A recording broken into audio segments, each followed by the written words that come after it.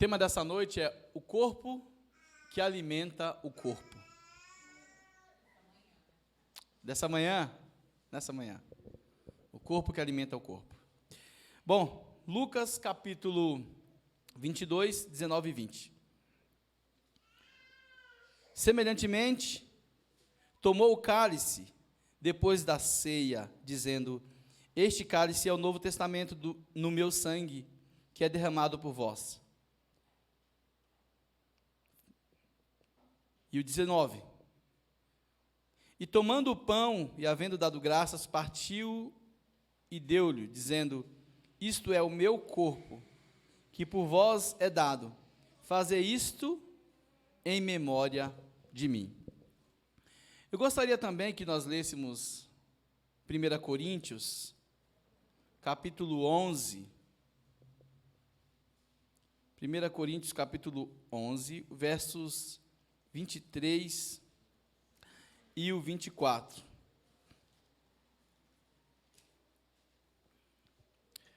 E diz assim: porque eu recebi do Senhor o que também vos ensinei, que o Senhor Jesus, na noite em que foi traído, tomou o pão, e tendo dado graças, o partiu e disse: tomai e comei, isso é o meu corpo que é partido por vós, fazei isto em memória de mim.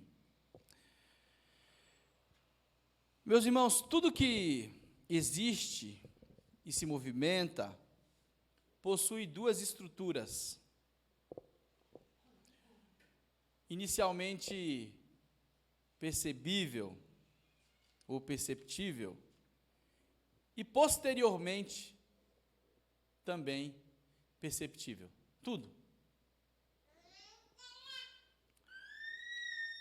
Quando uma criança aponta para um carro, imagine que ela nunca viu um carro, e ela aponta e diz: o que é aquilo? O pai ou a mãe irá dizer para ele o que é o carro, irá explicar para ele o que é o carro. Mas, a princípio, ele vai falar para que serve o carro. Ele vai falar o nome, carro, é um nome genérico, não é isso? Só que ele vai explicar para que serve. E se o filho disser que quer conhecer o carro, ele vai levar a criança até o carro, vai mostrar o carro por fora, aquela parte externa, né? Provavelmente aquela parte externa a criança já viu, por isso que ela apontou. Depois ela vai mostrar como é por dentro, e se for possível até dar uma volta com a criança para explicar o que faz um carro e para que serve um carro. Então, essa é a estrutura que é inicialmente perceptível. Agora, existe uma outra estrutura no carro, que é o mecanismo responsável por fazer ele funcionar, ele andar, ele ser o que é, ele exercer a função pela qual ele foi criado. Essa outra estrutura, a criança não conhece, não vê. E o adulto, quando mostra para a criança, também não vê. Que é a parte mecânica. Então vejam bem. Primeiro, nós estamos diante de uma estrutura perceptível no sentido, através do sentido visual, através da visão.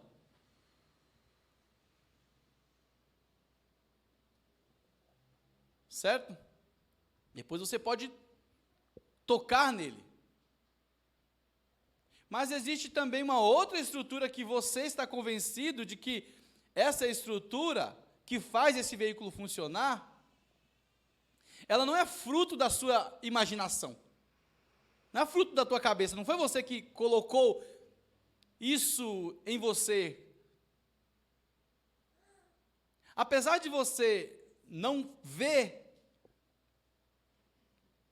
a estrutura que não é visível, você tem a certeza que aquilo que é visível só se move porque existe algo que você não vê. E ninguém acha que está tentando se convencer a respeito de algo que é invisível. Eu só não vejo, mas não quer dizer que porque eu não vejo é invisível. Eu sei que para que esse objeto se mova, é necessário algo que eu não estou vendo, porém que jamais esse carro se moveria sem essa estrutura interna. De forma que eu sei que ao contrário não é possível. Você vê ali aquele monumento em forma de carro do Ayrton Senna, lá na entrada do túnel da Juscelino Kubitschek, lá tem uma espécie de um carro. Ninguém acredita que aquele carro vai sair dali andando. Você sabe que ele não tem como sair dali andando, se juntar aos outros carros. E também não é fruto de uma imaginação tua. Você tem acesso a uma consciência que te esclarece que é impossível algo se mover. Seria um verdadeiro milagre se aquele carro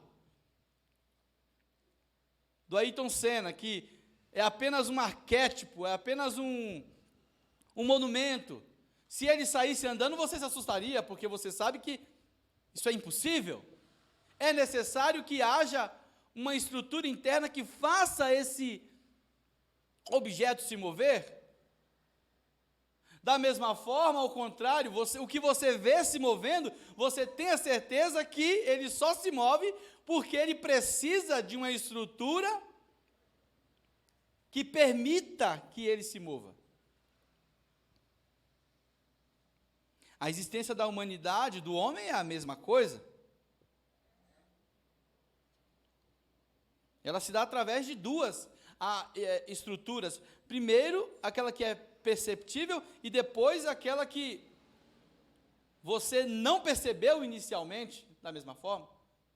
Quando uma criança nasce, o que você conhece, o que você tem acesso a princípio, é a forma dela, não é isso? Ela nasce, você vê a criança nascer, então você se alegra e fala, olha, é um bebê. Tem uma forma. Saiu do ventre de alguém, uma outra criança com uma forma física. Então essa é a primeira experiência que você tem com a estrutura do ser humano. Depois de um tempo, ou com o passar do tempo, você vai tendo experiência com a outra estrutura que até então você não conhece. Quem é aquela pessoa? E nós temos a certeza do seguinte: essa pessoa, essa estrutura, essa forma pequena que depois vai crescendo com o passar do tempo, dos anos, ela só existe porque existe uma estrutura que nós não percebemos a princípio dentro dela, nela, que é o ser, é o que chamamos de pessoa. Quando olhamos para um corpo morto, nós sabemos o quê? Que está ali uma forma, mas a pessoa não está mais ali. Essa é a prova real que temos de que existem duas estruturas. Uma coisa é um corpo vivo, outra coisa é um corpo morto. Ou seja, assim como você sabe que um carro não pode andar sem que haja uma estrutura que você conheça posteriormente, porém invisível, entre aspas, não é invisível, mas por enquanto oculto a nós, aos nossos olhos, nós sabemos que a nossa crença de que existe uma estrutura interna, ela não se baseia em uma convicção que nós decidimos. Eu decidi acreditar. Não. Eu sei que o carro se move porque é impossível que seja diferente. Assim como eu sei que um carro que não tem motor não pode se mover. Não é uma questão de decisão minha. É uma realidade. Quando nós falamos que 1 mais 1 é 2, ele é 2 antes que a gente decida, antes que nós fizéssemos a conta, antes que nós fizéssemos os cálculos. Não tem a ver com a nossa decisão. Se alguém decidir que 2 mais 2 não é 4, é problema da pessoa. 2 mais 2 vai continuar sendo 4, e já era 4 antes que alguém aprendesse a fazer cálculos matemáticos. Então não se trata de uma teoria. É uma realidade. Da mesma maneira, quando você vê um cavalo na rua, um cachorro, e a criança pergunta o que é, você explica o que é. É um cavalo, é um cachorro, é um jumento, sei lá o que é, um gato. Você dá nomes, você explica para a criança através dos nomes genéricos, né? Você não fala o nome específico. Ah, é a Dolly. Ah, é o Pete. Ah, é o Fred. Não é assim que você fala. Você para explicar para a criança o que é aquilo, você vai ter que falar, é um gato, é um cachorro, é um rato. Rato ninguém quer explicar. Mas é um cavalo. Porém, você sabe, e não vai dar para explicar para a criança agora, que esse cavalo, esse gato, esse cachorro, para que ele ande, é necessário uma estrutura que a princípio não é possível visualizar. Ele tem órgãos dentro dele. E esses órgãos o ajudam a se mover. Mas também existe uma outra estrutura que nem abrindo o animal você verá, que é aquilo que faz tudo isso se mover. De maneira que, mesmo com toda aquela estrutura dentro, se não tiver essa estrutura, que nós chamamos de vida, com tudo isso, o animal não andaria, o ser humano não andaria. Então nós temos acesso a uma estrutura inicial e uma estrutura posterior de tudo que se move.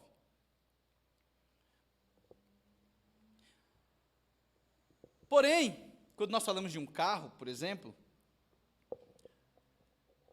nós temos acesso primeiro àquela estrutura que a gente vê, mas não foi assim com todos os homens.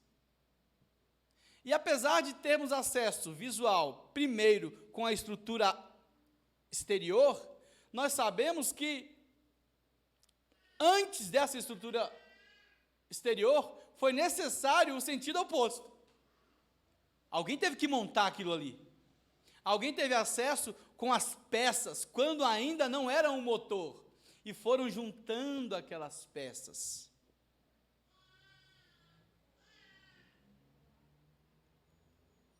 Sem a qual não haveria esse veículo.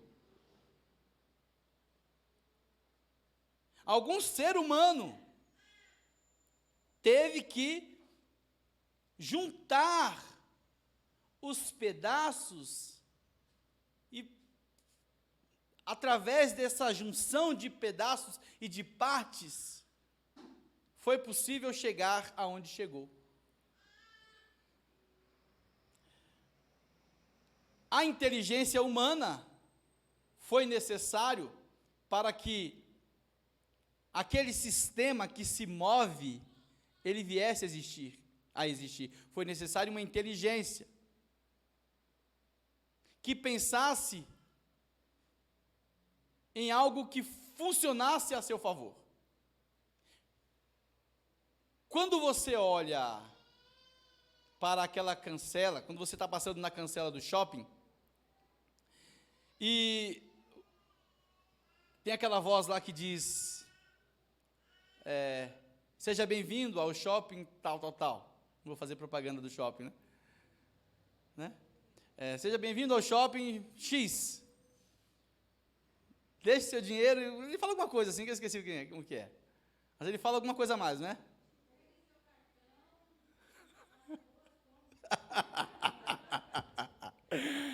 As irmãs são boas nisso, né?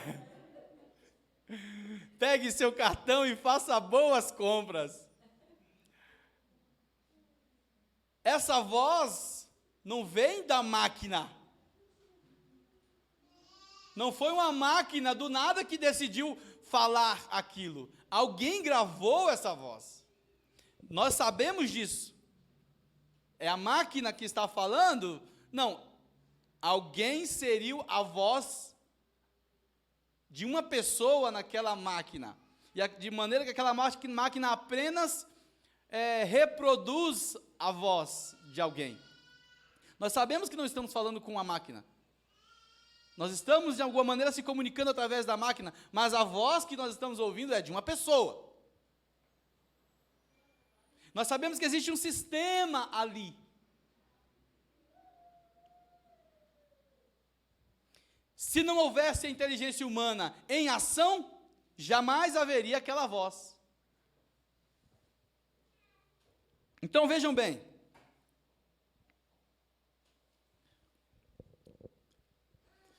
Quando nós acreditamos que existe uma estrutura, entre aspas, invisível, não significa aceitar a ideia de que acreditamos em algo irreal, que nós decidimos. Nós testemunhamos isso. A convicção de que existe uma estrutura que ela, para nós, muitas vezes, não se manifesta primeiro, não é uma tentativa de se convencer na existência de uma espiritualidade que a gente decidiu acreditar. Não, nós testemunhamos que é impossível que seja diferente.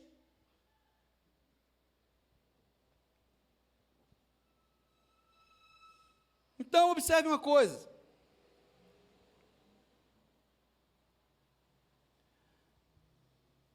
A consequência, ou a fé, ela não é consequência de uma decisão própria. Ela é resultado de uma experiência real. De forma que a consciência que você tem da existência daquele motor, que a princípio você não vê, não foi fruto de uma imaginação tua, que você colocou ali na tua cabeça, não. Não veio do nada para a tua cabeça e você decidiu acreditar. Você sabe que existe uma lei, e essa lei chama a lei da causa e efeito. E por causa disso, você tem a certeza, você conclui que o contrário seria impossível. Um carro sem motor não andaria. Um motor existindo sozinho não andaria. É pensarmos no cérebro humano. Não é o teu cérebro que te faz pensar, você pensa utilizando o seu cérebro. Não pode ser o oposto. É claro que não. Agora vejam bem.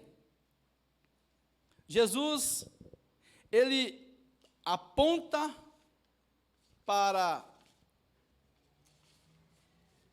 o pão, que ele diz, inclusive, que ele desejou muito comer desse pão. E ele diz assim, olha, para os seus discípulos: isto é o meu corpo.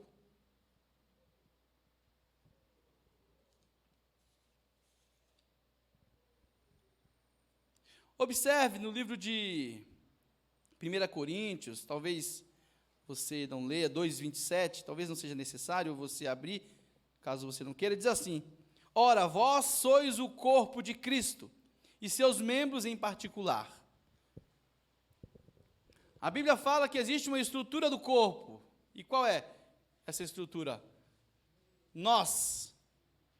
De maneira que cada um somos membros desse corpo.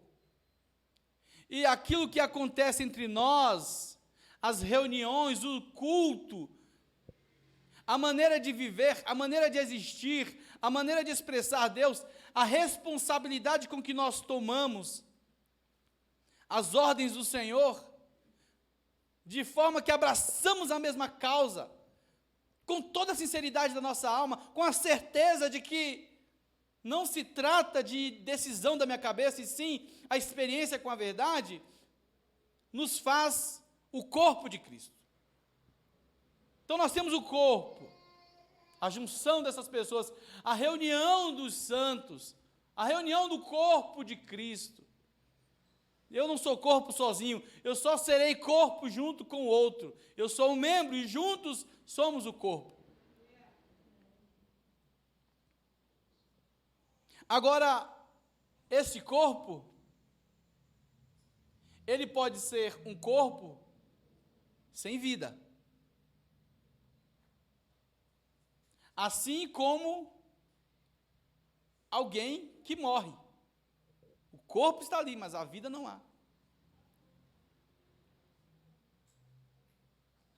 E Cristo vai dar uma ordem específica para a sua igreja. E essa ordem é responsável por fazer com que entendamos que de maneira alguma poderemos desprezar, jamais seremos corpo, se não compreendermos a existência e a necessidade desse corpo como realidade, que é a ceia do Senhor. Ele olha para o pão e diz: isto é o meu corpo, que é partido por vós. Ou seja, vocês são o corpo de Cristo, mas eu estou dando para você isto, a estrutura, primeiramente concebida por nós, da existência do corpo. Ela envolve a consciência de que na união de pessoas Deus está. Mas agora existe a revelação de uma manifestação que liga esse corpo àquele que nomeou esse povo de corpo. A ceia. Jesus pega o pão e diz: isto é o meu corpo. E isso não será se você deixará de ser, se você decidir que não é, que tanto faz, que você pode participar quando você quiser. Eu acho interessante que às vezes a gente ouve pessoas falarem assim: olha, eu tenho medo de cear indignamente. Eu tenho medo e às vezes eu prefiro nem ir na igreja. Eu tenho medo em nome de uma reverência. Queridos, o medo deve ser ao contrário. O medo deve ser de eu não participar. O medo nós deveríamos sentir quando olhássemos para a realidade de Deus, da realidade nossa, e pensássemos: eu preciso me consertar agora. Não há reverência a não ser essa decisão. A ideia de que eu não vou participar, eu não vou para a igreja, porque eu quero me consertar primeiro, eu não vou me aproximar de Cristo, porque eu tenho que resolver alguns problemas meus, isso não passa de um mito que vem para nos enganar, porque não há reverência nisso, apenas morte, cegueira, a ideia de que eu conseguirei manipular o tempo, desprezando aquilo que o Senhor ordenou desde o começo para a sua igreja, fazer isto em memória de mim, e eu posso deixar para depois, é uma forma de irreverência, e não de reverência. A reverência, ela só pode trazer uma postura: eu me arrependo neste momento, e eu mudo neste momento, Senhor. Fora isso, não há reverência. É importante que vocês que estão aqui na igreja, tanto quanto aqueles que estão nos assistindo pelo Facebook, ou ouvindo pela rádio, tenham a consciência disso, de que nós não enganamos ao Senhor. Ele conhece as estruturas, inclusive aquelas que nós ainda não conhecemos, e que Ele já vem nos revelando, nós é que vamos nos cegando. Agora vejam bem, talvez alguém diga assim: pastor, Cristo é Deus, Ele não é um pão. Quando Ele diz, esse pão é o meu corpo, quando Ele diz que isto é o meu corpo, é a mesma coisa de quando Ele diz, eu sou o pão da vida. Ele não está dizendo que Ele é um pão, porque um pão foi algo feito pelos homens. O pão é algo construído depois, e Cristo é Deus, Ele sempre existiu, amém, compreendeu corretamente. Só falta compreender outra coisa: Cristo também não é um homem, Ele veio como homem, e o homem, Cristo jamais poderia ser um homem, porque um homem um dia não existiu. Quando Jesus nasce em forma de criança e vai crescendo, ele entra, ele se manifesta através da estrutura humana que envelhece, que cresce, que muda, que se corrompe. Então ele não é um homem. Cristo, quando está conversando com os seus discípulos, e ele diz, por exemplo, eu via Satanás caindo do céu, ele não pode estar falando dele como homem. Primeiro, que ele não é um homem, ele veio como homem. O homem um dia não existiu, e Cristo está trazendo informações da experiência real dele, antes da existência do homem, antes que o homem fosse criado.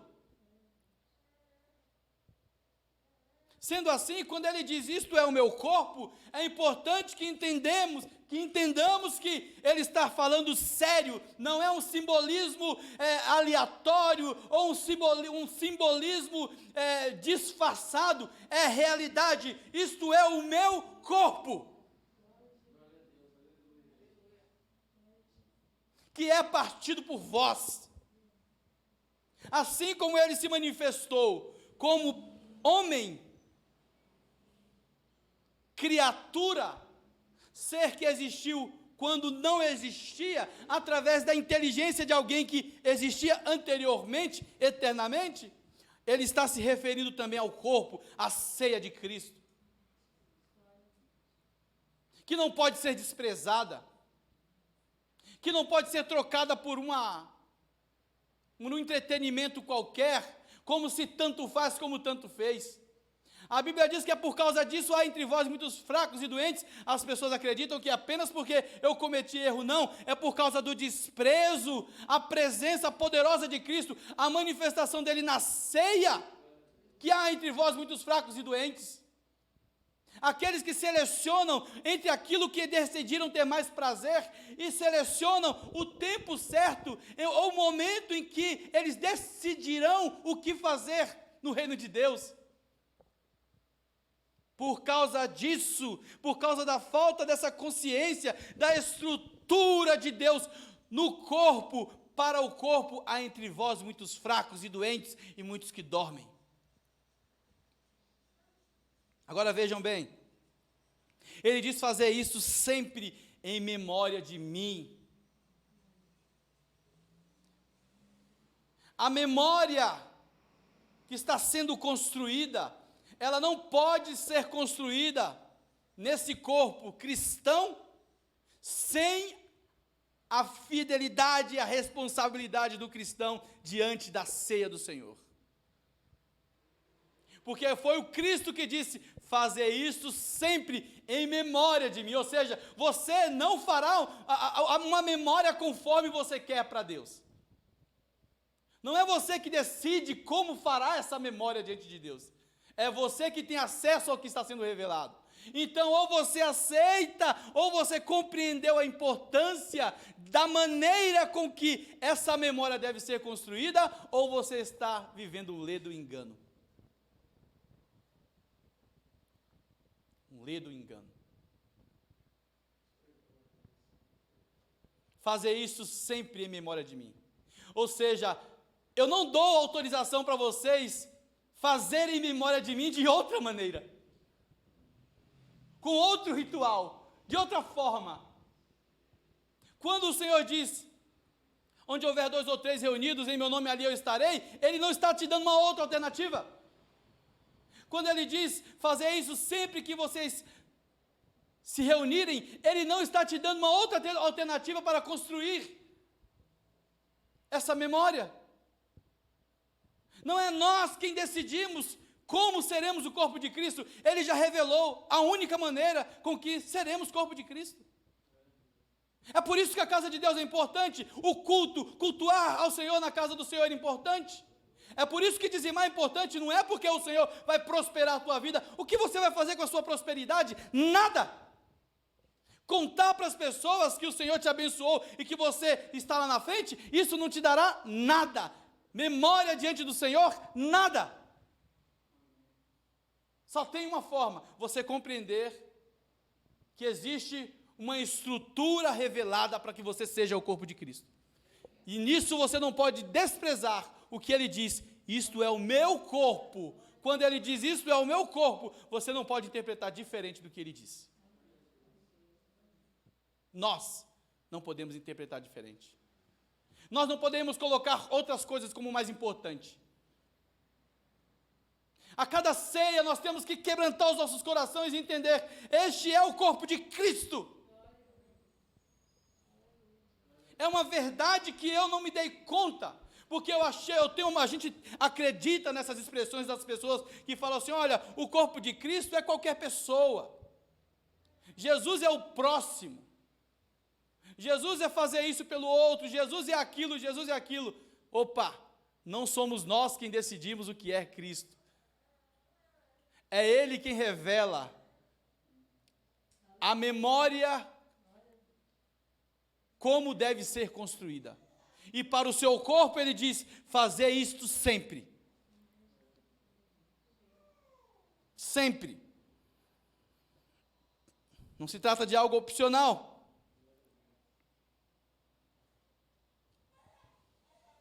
Vejam que coisa interessante. O Senhor revela algo que nós não nos dávamos conta, mas que sabemos que é impossível. A existência daquilo que a gente percebe primeiramente nós, né? Nós percebemos primeiro, mas para que aquilo que percebemos primeiro existisse, é necessário algo que nós não percebemos. Que vamos perceber depois, assim como eu dei o exemplo da criança, você sabe que você está diante de um ser, de uma pessoa, que você está vendo primeiro um corpo, porém você tem a certeza de que dentro desse corpo existe um ser, e esse você não conhece, esse você vai conhecendo aos poucos, e você não acredita que isso é fruto de uma ideia que você se convence, isso é a realidade. É interessante, livro de 2 Reis, uma passagem que havia uma guerra, o rei da Síria, ele estava tentando vencer o povo de Deus, e tudo que ele pensava em fazer, e ele até meditava em seu pensamento, ou comentava com poucas pessoas, Deus revelava para o profeta Eliseu. E esse rei achou que havia entre eles alguém que estava, tipo um espião, alguém que estava contando, mas os seus servos, os servos desse rei, os guardas, seu pessoal do seu exército, dizia para ele que não, que era algo sobrenatural, que Eliseu sabia, porque Deus mostrava para ele, de certa forma. Agora vejam bem, 2 Reis, capítulo 6, nós vamos ler apenas do 14 ao 18, que diz assim: Então enviou para lá cavalos e carros, e um grande exército, os quais vieram de noite e cercaram a cidade. E o moço do homem de Deus se levantou muito cedo e saiu. E eis que um exército tinha cercado a cidade com cavalos e carros. Então o seu moço lhe disse: Ai, meu senhor, que faremos? O homem chega para ele, o moço de Eliseu diz: Que faremos? E ele disse: Não temas, porque mais são os que estão conosco do que os que estão com eles. A princípio, essa fala de Eliseu para o seu servo, ela é recebida como se fosse uma espécie de espiritualidade, uma crença irreal. Quando a gente fala assim, olha, acredite, porque mais são os que estão com você do que os que estão no mundo, a gente, a princípio, pensa que é apenas uma palavra de autoajuda para nos fazer acreditar em algo irreal, mas que pode, de repente, nos favorecer. Então veja o que acontece. E orou Eliseu e disse: Senhor, peço-te que lhe abra os olhos. O homem tinha olhos, o homem não era cego, para que veja. E o Senhor abriu os olhos do moço, e viu, e eis que o monte estava cheio de cavalos e carros de fogo em redor de Eliseu. A princípio parecia que era apenas uma espécie de filme, quando alguém cria um filme, que nem Matrix, esses filmes aí que a gente visualiza um monte de coisas que não existe, mas que a gente vê a influência deles no mundo real. Eles pensam, a princípio a ideia deles era essa, mas aqui Eliseu vai orar e falar: Senhor, abra os olhos desse moço para que ele veja.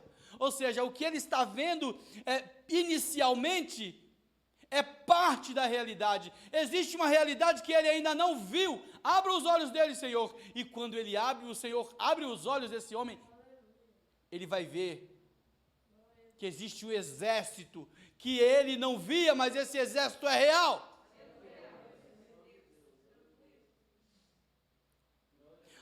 Olha o resultado. E como desceram a ele, Eliseu orou ao Senhor e disse: Fere, peço-te, esta gente de cegueira. E feriu-a de cegueira, conforme a palavra de Eliseu. Imagine, de repente todo mundo ficou cego. Todo aquele exército que cercou a cidade ficaram cegos. Aquele homem testemunhou de que a cegueira,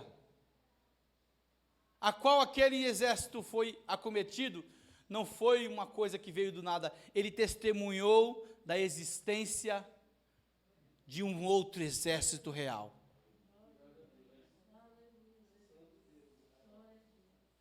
Assim como Ananias e Safira, que Pedro vai dizer: você brincou com o Espírito Santo. Você tentou mentir ao Espírito Santo. Por isso, eis aí o corpo do teu marido. Da mesma forma você vai morrer. Imediatamente a pessoa morreu, a mulher morreu. Assim como o marido também já tinha morrido anteriormente. Ele morreu por quê? Porque alguém deu uma pancada nele? Não. Ele morreu porque ele não se deu conta de que existia uma realidade que ele não estava percebendo. E por isso ele reagia na vida sem honestidade e sinceridade diante de Deus. Ele achava que tudo que importava era convencer as pessoas em suas palavras, como se não houvesse uma realidade que reconhece como uma visão de raio-x quem verdadeiramente nós somos. Conhece de forma transparente quem nós somos. A gente tenta às vezes enganar um ao outro, convencer um ao outro, a gente tenta, para se sentir um pouco melhor, passarmos uma imagem nossa para o outro, enfim, nós temos essas coisas, mas como cristãos, nós perdemos a visão real, porque nós deveríamos ter temor e chegarmos diante de Deus com transparência, de tal forma que a nossa vida diante das pessoas fosse tão transparente quanto ela se reflete diante de Deus. O Senhor diz: eu conheço a tua palavra, eu conheço você, e antes que a palavra venha à tua boca, ou seja, nem a gente sabe o que a gente vai dizer, às vezes, e o Senhor diz: olha, antes que a palavra venha à tua boca, seja ela verdadeira, mentirosa ou equivocada, eu já sei. Então é importante que a análise do cristão seja baseada numa transparência, sinceridade diante do Senhor. Quando ele diz: isto é o meu corpo, ele está falando sério. Este é o meu corpo, que é partido por vós.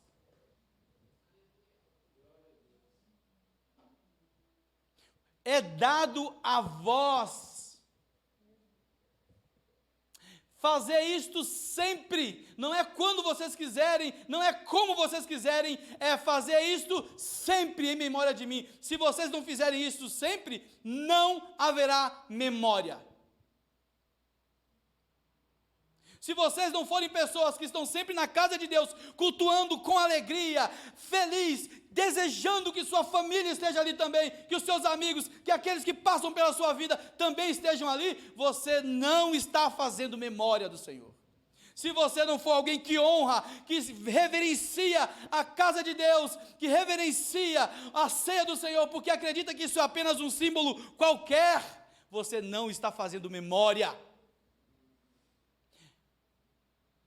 É um vazio que está sendo construído e crescendo dentro de você. E um dia você poderá ter acesso àquilo que você não viu, mas que é real, que você poderia enxergar muito bem. Ah, pastor, mas é apenas um símbolo. Não é um símbolo, é o corpo. Para você não é um símbolo, para você é o corpo.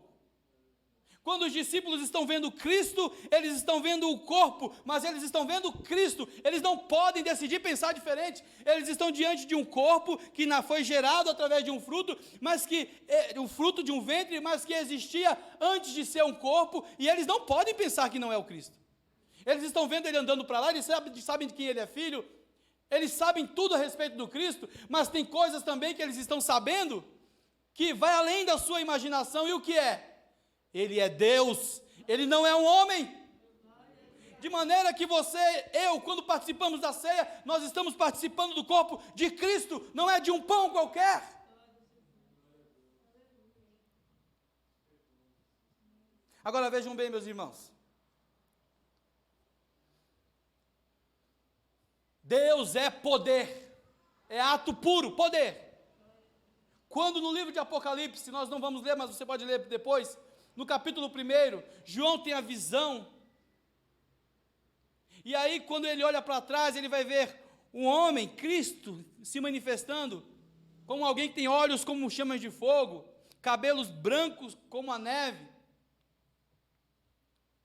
ele está com um sapato como um latão reluzente, bronze polido, enfim, tudo aquilo que ele vai ver,